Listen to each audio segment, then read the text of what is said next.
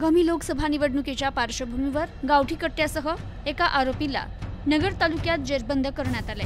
आगामी लोकसभा निवडणूक सन 2024च्या अनुषंगाने अहमदनगर जिल्हा पोलीस अधीक्षक राकेश ओला यांनी दिलेल्या आदेशानुसार स्थानिक गुन्हे शाखेचे पोलीस निरीक्षक दिनेश आहेत यांनी पोलिसांचे एक पथक तयार करत अवैध अग्निशस्त्र आणि हत्यारं बाळगणाऱ्या इसमांची माहिती घेत कारवाई करण्याबाबत पथकास मार्गदर्शन करत कारवाईसाठी रवाना केलं होतं। संबंधित पथक नगर तालुका पोलीस ठाणे हद्दीत अग्निशस्त्र हत्यारं बाळगणाऱ्या इसमांची माहिती काढत असताना पथकास गोपनीय माहिती मिळाली की वडगाव तांदळी शिवारातील हॉटेल निसर्ग या ठिकाणी फिकट गुलाबी रंगाचा शर्ट आणि पांढऱ्या रंगाची जीन्स पॅन्ट घातलेल्या इसमाकडे गावठी कट्टा आहे। मिळालेल्या माहितीच्या आधारे पथकाने तात्काळ संबंधित ठिकाणी जाऊन खात्री केली असता तेथील हॉटेलमध्ये संशयितरित्या एक इसम आढळून आल्याने त्याला पथकाने ताब्यात घेत त्याचं नावगाव विचारलं असता त्याने शहाजी जाधव असं सांगितलं तर त्याची अंगझडती घेतली असता त्याच्या कमरेस खोचलेले 30,000 रुपये किमतीचे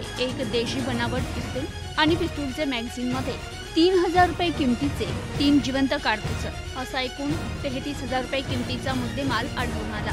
तर ताब्यात घेतलेल्या इसमाविरुद्ध नगर तालुका पोलीस ठाण्यात गुन्हा दाखल करण्यात आला असून पोलीस पुढील तपास करतायत। तर ही कारवाई जिल्हा पोलीस अधीक्षक राकेश ओला, अप्पर पोलीस अधीक्षक प्रशांत खैरे, उपविभागीय पोलीस अधिकारी संपतराव भोसले यांच्या सूचना आणि मार्गदर्शनाखाली स्थानिक गुन्हे शाखेचे पोलीस अधिकारी अंमलदार यांनी केली आहे।